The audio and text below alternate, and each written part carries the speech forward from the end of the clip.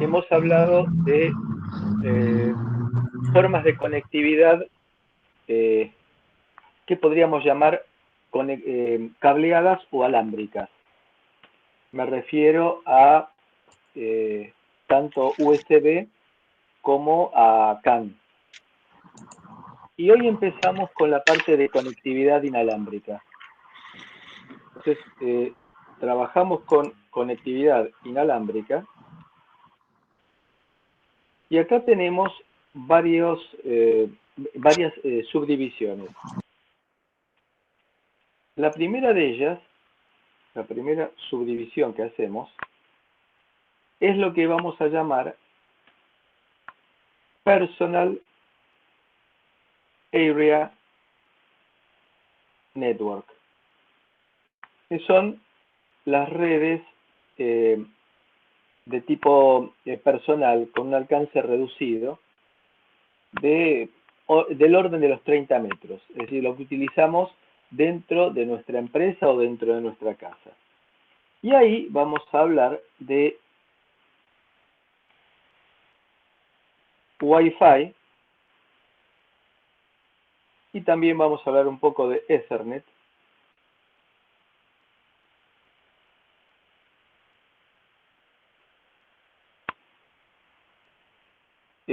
Vamos a hablar de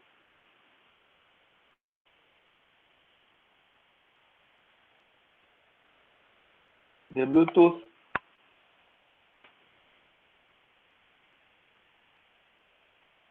Estas son conocidas por nosotros, por la vida cotidiana. Y vamos a hablar también de, de algo que tiene larga data y se utiliza mucho específicamente en la vida profesional para conectar sensores, que será Zigbee.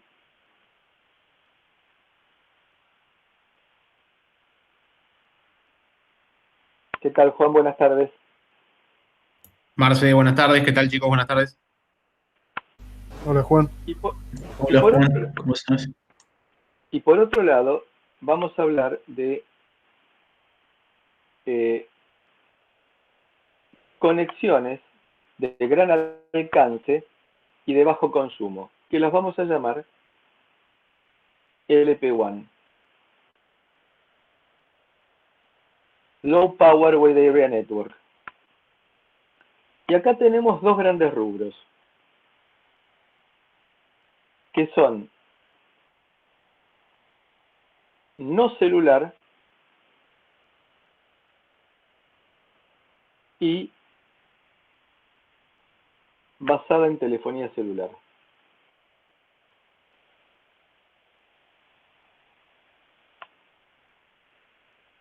Bien, hoy vamos a comenzar con este tema. Veamos qué podemos hablar. Vamos a ampliar un poquito esta idea. Estamos diciendo de LP1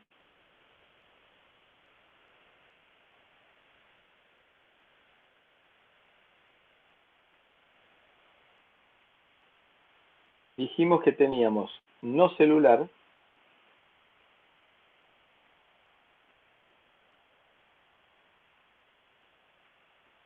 y acá en no celular vamos a tener LoRa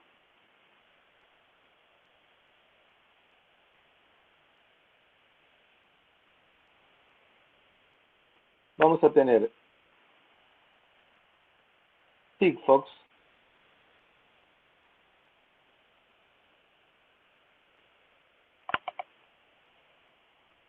y en telefonía celular eh, vamos a tener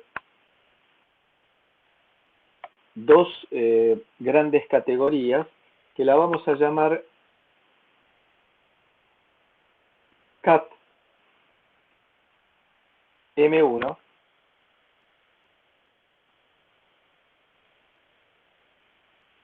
y NB Narrowband IoT. Cat-M1 también se la llama LTE.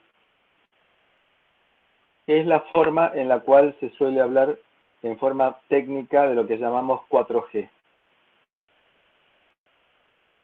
Este es el mapa de la clase nuestra de hoy. Nos vamos a concentrar en aquello que tiene mayor uso, aquello que tiene mayor dedicación y aplicación práctica. Bien, bueno, arranquemos entonces por el principio.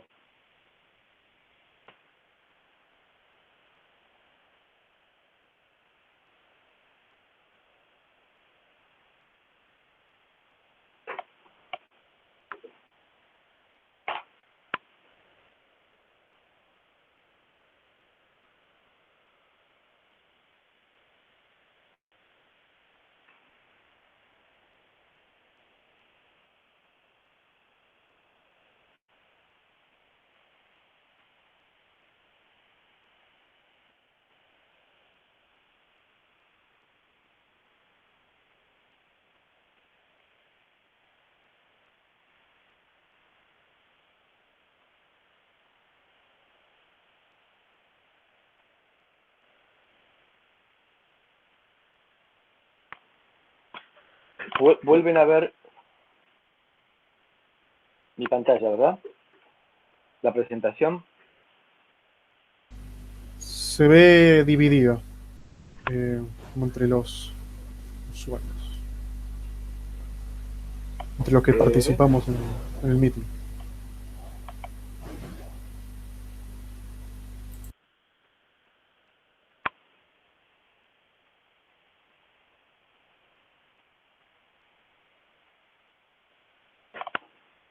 A ver.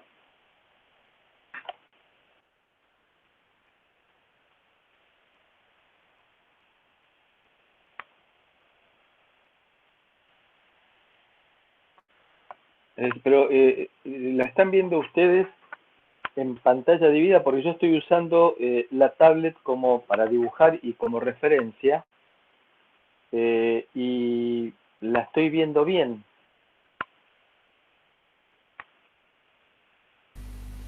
A lo mejor sea un tema de configuración mío. Yo lo veo chiquitito. Voy a ver si lo puedo Y modificar de acá. si cliqueas sobre la pantalla chiquita,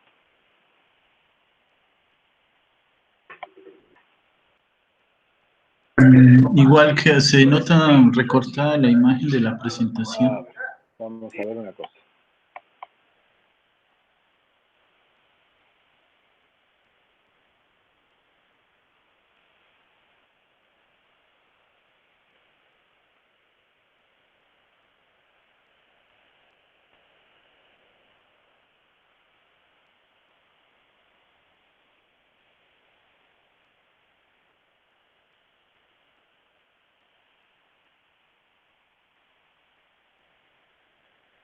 Ahora,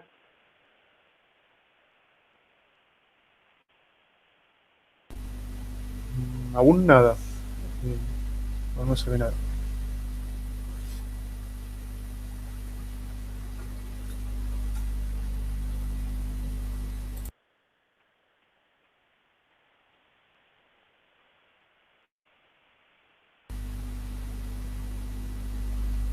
Ahí sí. y ahora, Ahí sí se ve. bien. Sí, se nota. Bien, vamos a usar una presentación que hemos hecho con una empresa que se llama CEMAC, que es una empresa con la cual la universidad tiene un convenio por el cual, por ese convenio, CEMAC nos dona componentes y partes y nosotros le prestamos soporte técnico a su plantel de vendedores y le damos capacitación. Esta presentación es producto del convenio que tenemos con CEMAC, lo mismo que la que viene después a continuación. arrancamos un poco con LoRa. LoRa es la abreviatura de Long Range, gran alcance. ¿Qué significa esto? Bueno, la diferencia, arrancamos con las diferencias entre Internet e Internet de las Cosas.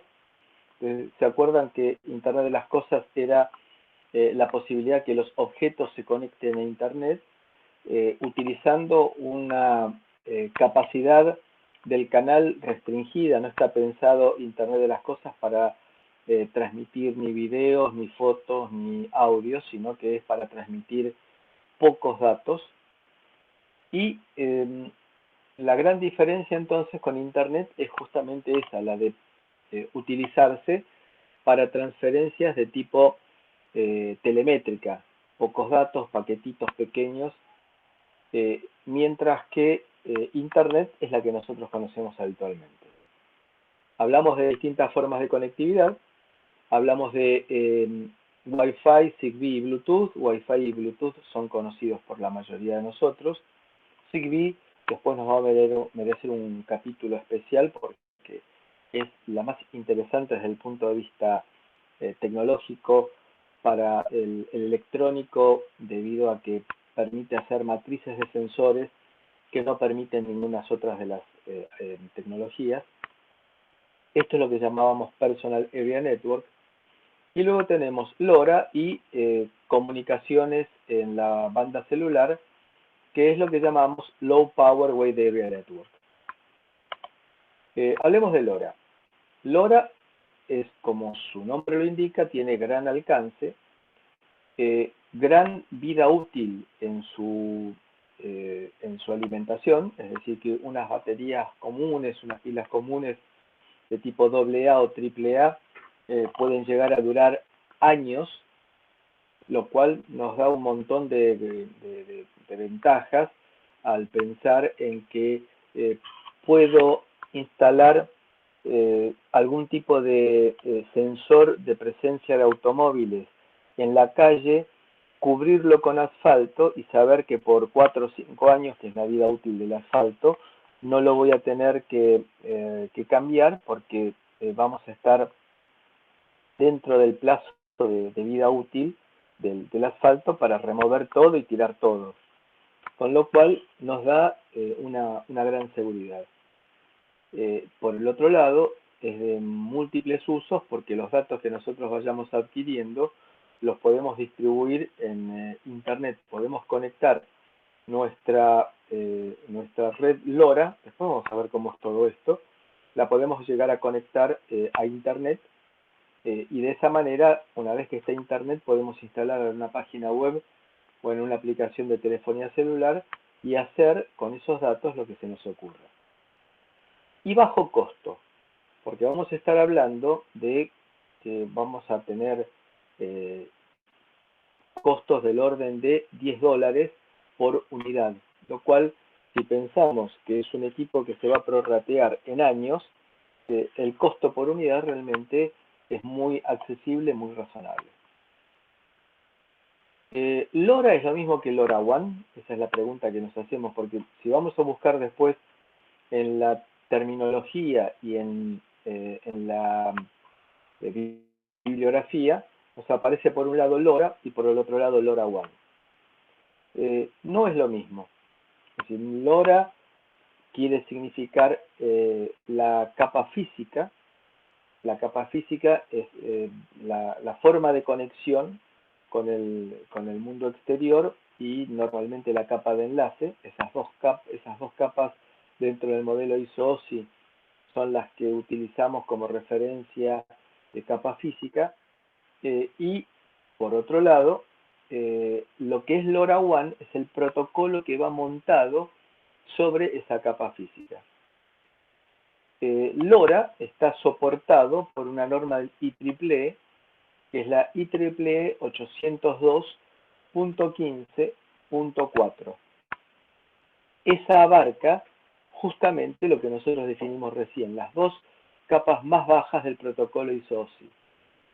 Y el resto está soportado por una alianza que se llama LoRa Alliance, y que está compuesta por un montón de empresas importantes y que son las que le dan soporte al protocolo que está montado sobre la capa artificial. Entonces, LoRa y LoRaWAN no solamente no son lo mismo, sino que son complementarios. LoRa nos da el acceso al canal y LoRaWAN es el que maneja el protocolo y es el que maneja las técnicas de modulación y la forma en la cual se implementa la búsqueda de información y la búsqueda de datos.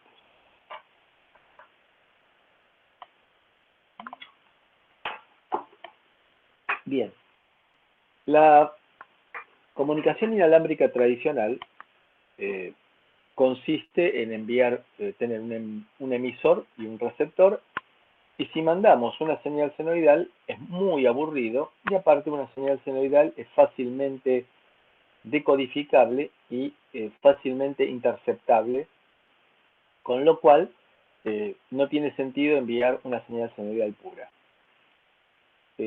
Esto nos puede llegar a generar, si utilizamos una señal senoidal simple, problemas de interferencia, por ejemplo, de que alguien en forma accidental encienda un motor o arranque un tubo fluorescente de los viejos que utilizaban arrancador y arrancador con chispa, llamémoslo así, y esa chispa produce una gran cantidad de ruido electrónico, o también en forma intencional lo que se llama guerra electrónica, es decir, cuando quiero interferir las comunicaciones de mi adversario o de mi enemigo.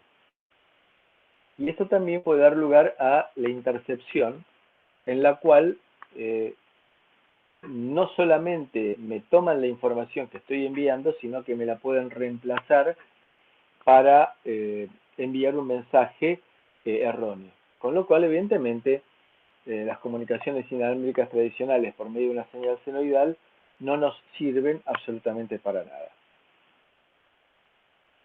Vamos a presentar un teorema, que es el teorema de Shannon-Hartley, que es un teorema que vincula la capacidad de un canal de comunicaciones con la velocidad máxima de la información que se puede llevar a transmitir. El teorema de Shannon-Hartley es el que aparece aquí en la parte inferior, que dice que la capacidad del canal, medida en bit por segundo, es el ancho de banda, medido en hertz, por el logaritmo en base 2 de 1 más la relación señal a ruido. Esto tiene cierto tipo de implicancias, pero que no nos interesa en forma directa, tal cual como está escrito.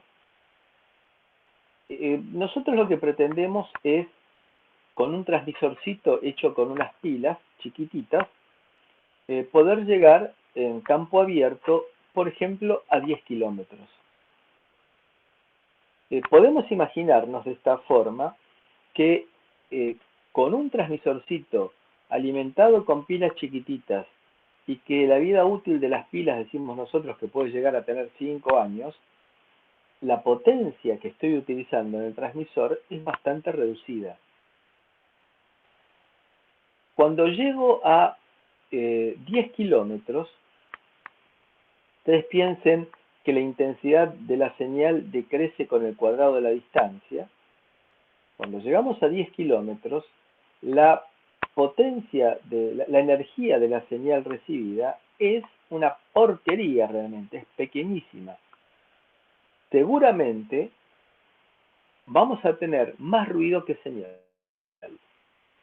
El tema es, ¿cómo hago yo para rescatar la señal de ese ruido que lo supera? Y ahí es donde entra a tallar el teorema de Shannon-Hartley. Ustedes están, en esta expresión están imaginando que tenemos más señal que ruido.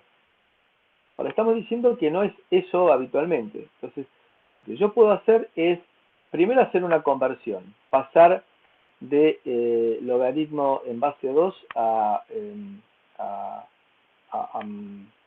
logaritmo neperiano, y de esta manera llegar a esta expresión en la cual, suponiendo que tenemos, esto quiere significar que tenemos más ruido que señal, aproximadamente decimos que la capacidad del canal dividido por el ancho de banda en Hertz es aproximadamente igual al cociente entre señal y ruido.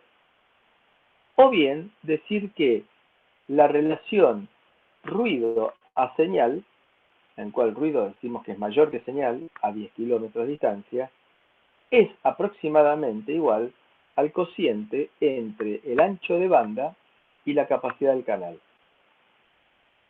Con lo cual, para poder recibir señal a gran distancia en la cual tenga más ruido que señal, para poder satisfacer esta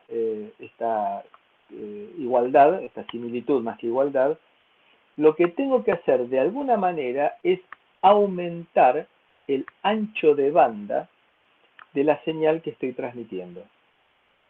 Si esto es grande, para que esto sea grande, tengo que aumentar el numerador. O eventualmente también disminuir el denominador. Es decir, disminuir la capacidad del canal medida en bits por segundo. Las dos alternativas son válidas. Pero yo lo que pretendo es transmitir con la idea de minimizar el consumo de energía. Si tengo que transmitir un paquetito de bytes, quiero transmitirlo en el menor tiempo posible, porque cuando más consume mi sistema es cuando estoy transmitiendo. Entonces, si yo puedo aumentar la tasa de bits al máximo posible, es decir, que C sea lo más grande posible, voy a tener que aumentar, para satisfacer esta relación ruido a señal, voy a tener que aumentar el ancho de banda que estoy utilizando para la modulación. Entonces, en resumen, a gran distancia voy a tener más ruido que señal.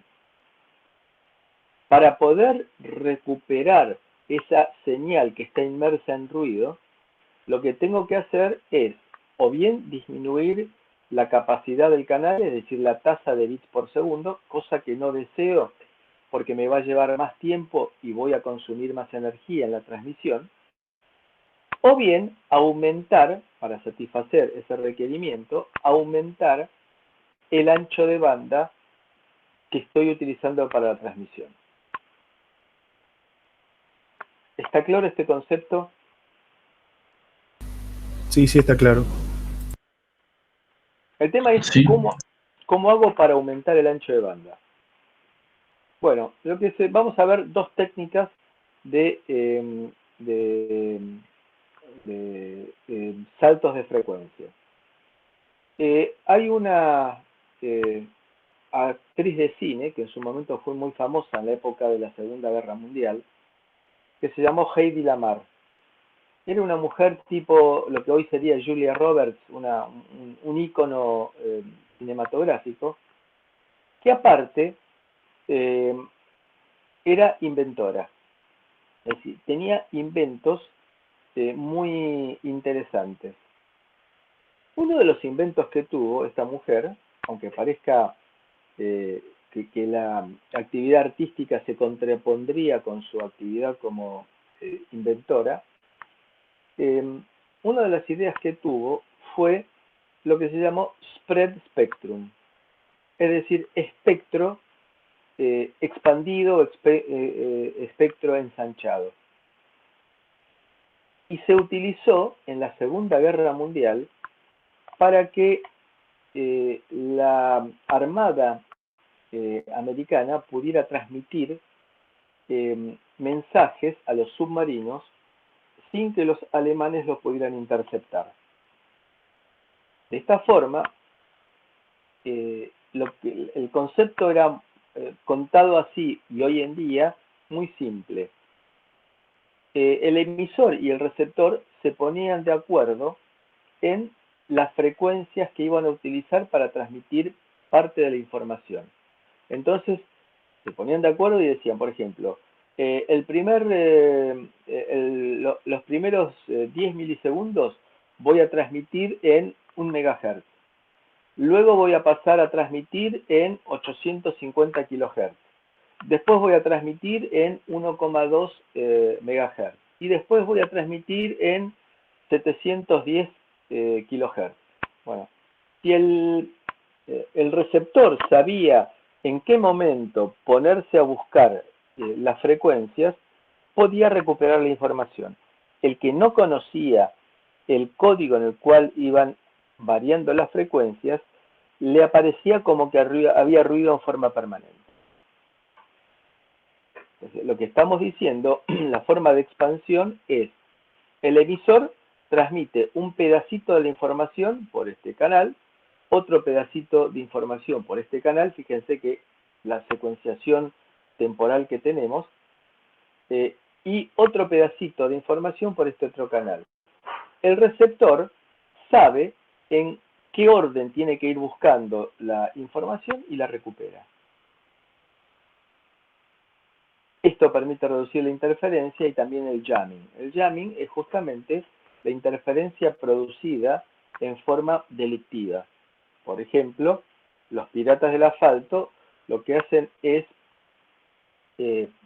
partir con un transmisor, con un oscilador de banda muy ancha y un transmisor, y con eso bloquean la comunicación del camión que quieren asaltar.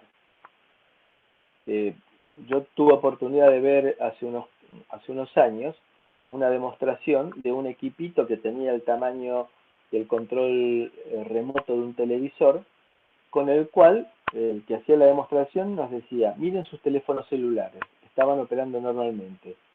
Encendía ese equipo y nos aparecía inmediatamente en el teléfono celular sin señal.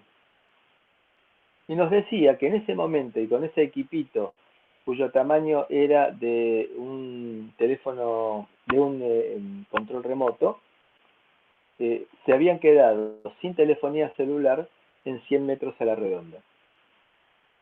Por ese motivo, hace unos años, cuando se elaboraron ciertas normas de seguridad después de un asalto muy famoso y la muerte de un bebé que hubo hace unos cuantos años, y se había decidido bloquear el uso de teléfonos celulares en los bancos para evitar que algún delincuente avisara a sus cómplices que estaban afuera que estaba saliendo alguien con plata. Después de hacer algunos intentos se dieron cuenta que dejaban a 100 metros a la redonda sin teléfono celular, y también se quedaba sin teléfono celular la gente de seguridad que estaba en el banco para poder avisar que los estaban asaltando. Por lo tal, no se utilizó ese método. Los piratas del asfalto utilizan ya no 500 miliwatts como el equipito ese que se utilizaba del tamaño de un control remoto, sino que usan 25 watts, con lo cual ustedes se imaginan que dejan una zona importante sin cobertura de telefonía celular, y por lo tanto queda totalmente incomunicado el conductor del vehículo que termina siendo asaltado. Bueno, entonces nos permite reducir también el jamming, es decir, que puedo llegar a hacer el envío de algún mensaje de emergencia utilizando estas técnicas de expansión de espectro utilizando varias frecuencias. Y en lugar de mandar todo en la frecuencia A, lo voy distribuyendo en varias frecuencias, es decir, que voy ocupando más el ancho de banda del canal que quiero usar.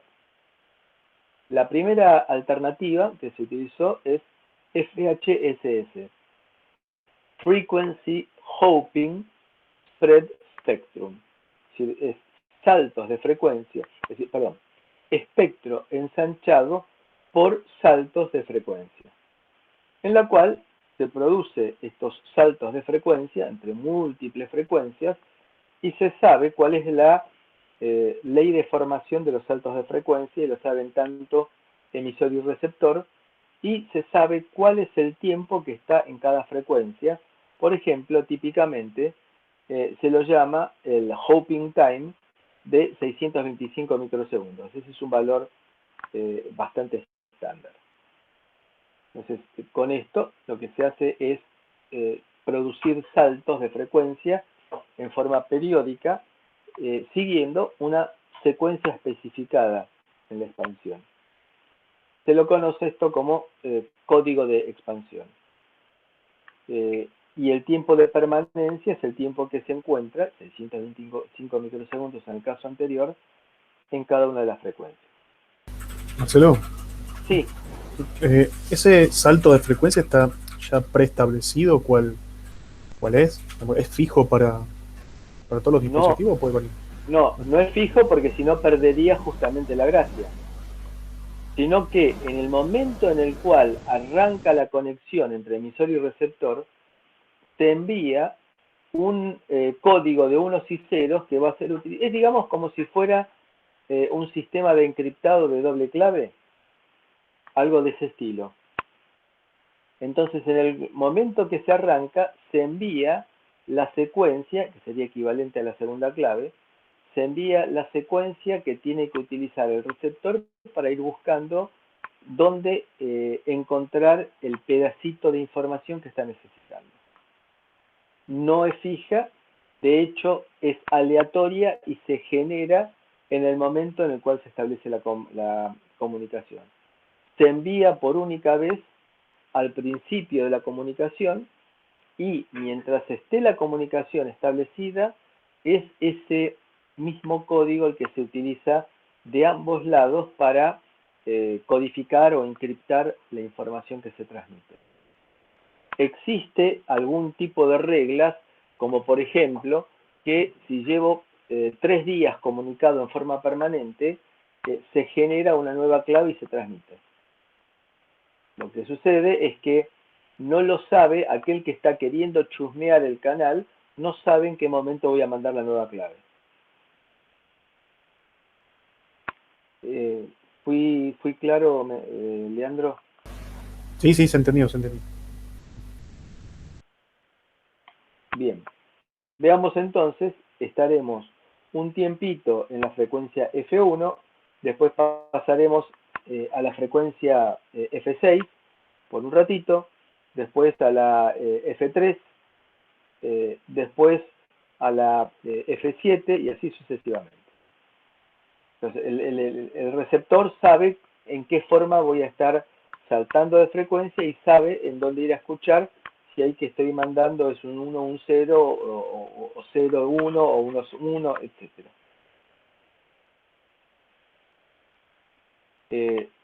Se utilizan múltiples frecuencias, con lo cual logro el efecto de ampliar el ancho de banda. Esta técnica de FHSS no es la que vamos a usar nosotros en este capítulo, pero sí la explicamos porque lo vamos a usar posteriormente cuando hablemos nosotros de las redes PAN, las Personal Area Network, porque alguna de ellas utiliza esta técnica de expansión, la FHSS. Entonces, dos emisores van a emplear distintos patrones de cambio de frecuencia. De hecho, dos mismos equipos, un emisor y un receptor, van a utilizar distintos patrones de cambio de frecuencia en dos momentos distintos que se conecten, porque esos patrones de frecuencia se pueden llegar a generar en forma aleatoria en el momento de conexión. El receptor va a tener que conocer la secuencia de cambio de las frecuencias del emisor.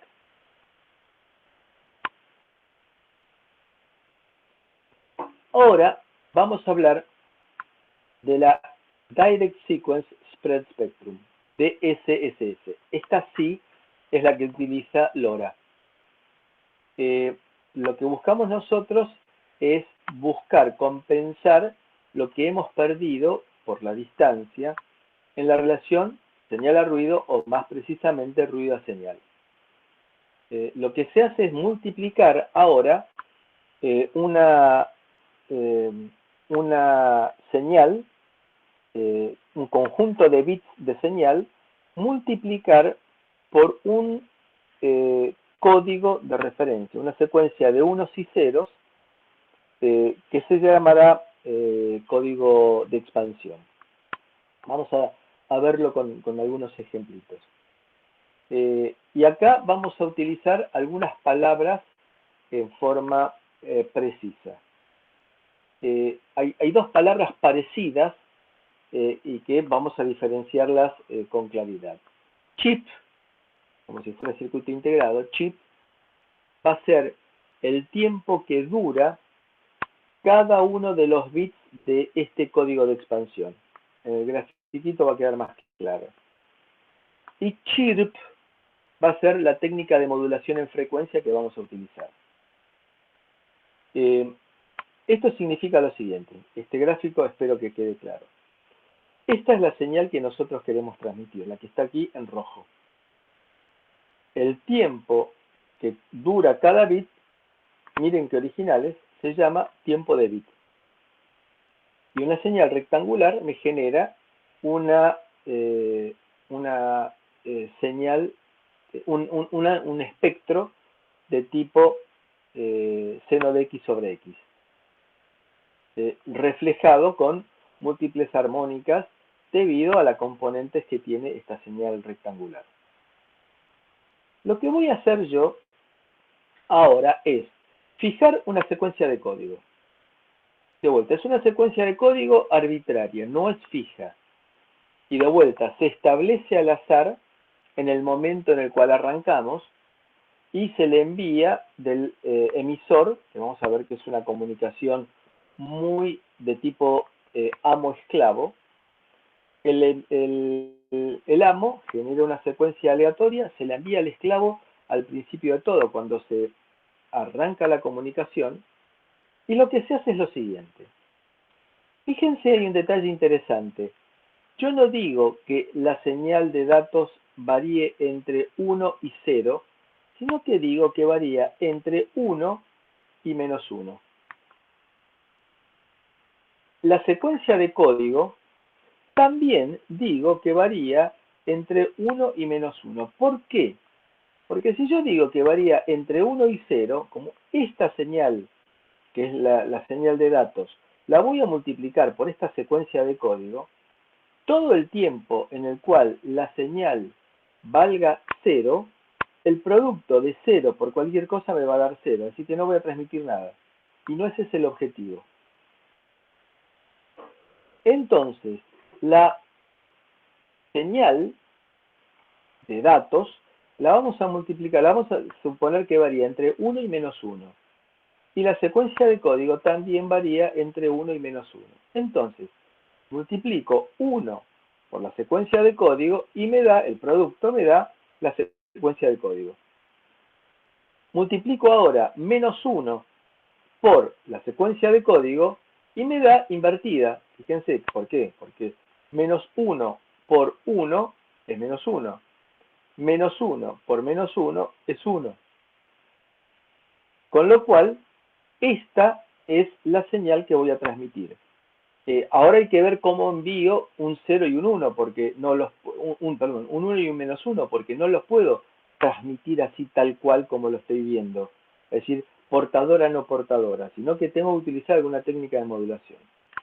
Lo que logro con esto es ampliar el ancho de banda, porque lo que va a suceder es que voy a tener señales, fíjense, señales que me varían mucho más rápido que la señal de bit que estaba generando yo. Entonces, como el tiempo de bit es mayor que el tiempo de chip, es decir, el tiempo que dura cada uno de estos unos o ceros de la secuencia de código, lo que logro es expandir porque la relación entre el ancho de banda que necesito para la transmisión es inversamente proporcional al tiempo de chip. Cuanto menor sea el tiempo de chip, mayor va a ser el ancho de banda. Con lo cual, si me voy a la expresión que habíamos mostrado nosotros al comienzo, que nos mostraba la conveniencia de tener mayor ancho de banda sobre la capacidad del canal para lograr una mayor relación ruido-señal y poder trabajar a mayor distancia, entonces me va a convenir que cuanto menor sea este tiempo de chip, mayor va a ser el ancho de banda de la señal generada por esta multiplicación. ¿Quedó más o menos claro esto? Sí, sí, está claro. Juan Carlos. Sí, también. Bueno, esta es la esencia del LoRa. Entonces, al receptor le va a llegar esto. Entonces, como el receptor sabe cuál es la secuencia de código, porque se le transmitió al principio de todo, el receptor sabe cuál es la secuencia de código, reconstituye la señal. Entonces, el receptor recibió esto. Esta es la secuencia de código. Multiplica y reconstituye la señal original. Lo único que nos queda por definir es cómo es que se efectúa la transmisión de unos y ceros. La transmisión de unos y ceros se produce por medio de una modulación en frecuencia que se llama chirp, con R, chirp modulation. Chirp es una forma de referirse al trino de los pájaros, y me imagino que viene por ese lado, la chirp modulation, porque parece, si uno pusiera un parlante sobre la modulación en frecuencia, la sentiría como si fuera un canto de pájaro, un trino de pájaro. Esto nos da lugar entonces a lo que llamamos ganancia de procesamiento. La ganancia de procesamiento está dada por esta relación en la cual vinculamos el ancho de banda debida al código que utilizamos para multiplicar a la señal, dividido el ancho de banda asociado con los bits. Es decir, acá tenemos RC y RB. Entonces, cuanto mayor sea la relación entre RC y RB, mayor va a ser la ganancia que tenemos, porque esta es una ganancia ficticia. No es que estoy poniendo un amplificador, sino que lo que estoy haciendo es ganar por el principio, por la técnica de modulación que estamos utilizando. Entonces, cuanto menor sea este tiempo frente al tiempo de bit, mayor va a ser la relación entre el ancho de banda asociado con todo el proceso referido al ancho de banda de la señal original. Entonces, este es el concepto que nos aparece aquí. Esto es una vinculación entre anchos de banda, en la cual tenemos entonces chips por segundo relacionado con bits por segundo. Y esto, con el logaritmo en base 10 y multiplicado por 10, nos da la ganancia ficticia producida por esta técnica de modulación.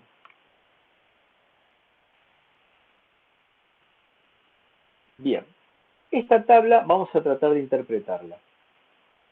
El spreading factor significa factor de diseminación. Esto es, dicho de una manera más sencilla, la cantidad de chips que me caben en un bit.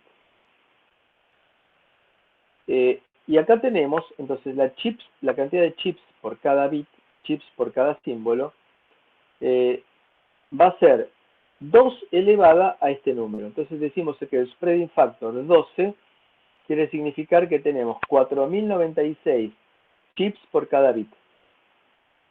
Y esto me produce una ganancia ficticia de 20 dB. Mientras que si utilizo 6, es decir, 64, tengo una ganancia de 5 dB. Ahora ustedes me dirán, ¿y por qué voy a utilizar un spreading factor, un factor de dispersión más pequeño, si a mí me conviene utilizar uno de 12? Bueno, hay cierto tipo de restricciones que son restricciones de tipo tecnológico. Si ustedes recuerdan, probablemente Juan Carlos, que es más joven, no lo tenga presente, pero cuando uno utilizaba un módem telefónico, arrancaba el módem telefónico intentando comunicarse a 56 kilobits por segundo. El receptor iba a poder trabajar a 56 kilobits por segundo, porque era una velocidad de tipo teórico. Entonces, lo que hacía el receptor era decirte, no te entendí, con lo cual el emisor, en lugar de trabajar a 56 kilobits por segundo, probaba con 50 kilobits por segundo. Entre paréntesis, lo de 56 kilobits por segundo era totalmente teórico, porque una vez me tocó hacer una prueba a mí en una cooperativa del interior, estando a 3 metros de la sala de módems que había. En esa época eran módems discretos, módem en caja cada uno de ellos. Era una historia bárbara. Estoy hablando de hace 20 años, más o menos, 25 años, cuando se empezó a llevar internet fuera de Buenos Aires. Bueno, a esa distancia, 3-4 metros de donde estaba la sala de módems, lo mejor que me pude comunicar fue a 50 kilobits por segundo. Cerramos paréntesis. Entonces decía, el módem intentaba negociar la velocidad de comunicación lo más alta posible. Cuando, producto de la distancia, no se entendían, entonces lo que tenía que hacer era bajar la velocidad para llegar a una velocidad en la cual emisor y receptor se pudieran llegar a conectar. Y acá pasa algo similar. Tiene una negociación automática en la cual prueba conectarse con el mayor spreading factor posible y si no lo logra, prueba con distintos spreading factors. Y lo que va a suceder aquí entonces es que se me va a ensanchar el tiempo de bit para poder satisfacer toda esta ecuación. Con lo cual voy a consumir pilas más rápidamente. ¿Queda clara esta tabla entonces? ¿Alguna duda?